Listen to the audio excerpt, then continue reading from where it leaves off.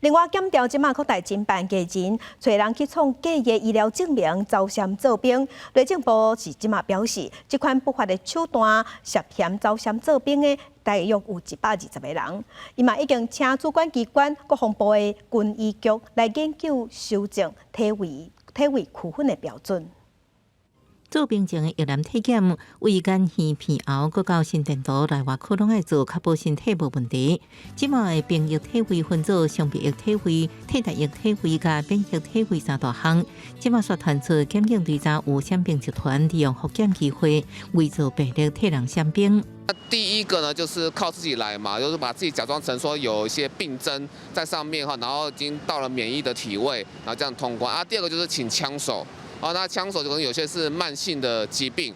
临床医所解释，常常看到闪兵包含震动、减动，惊是阿布茶，拢是过去的手法。按过亲像阿布茶，较会被看破。即马定制造严重视力加深，两支目睭度数无同，高血压等。在心脏科的领域来说的话，如果遇到这么年轻又顽固型的高血压，其实要去考虑有没有其他的疾病发生。所以通常我们会对患者做更详细的检查、更精密的检查，去判定他是不是真的血压这么高。原来闪兵集团利用福检规定，就算本来判定伤病液体位，若药男提出达改判体位标准的公司立医疗机构开的诊断证明，包含视力大幅度加深定轮，搁一摆检查，初检、复检之间都时间加工病情。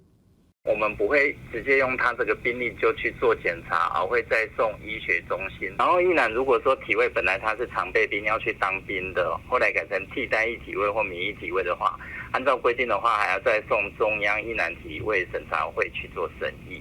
专家指出，为避免一时食药啊影响病疫复检爱断线。由公立病院负责，亲像药男体检作业证书，要公告诈骗检病方法，是要动下手无真简单。以不法手段来逃避兵役的有120人，体位区分标准来做全面的修正，一共有193项。这个部分是由国防部军医局在主管。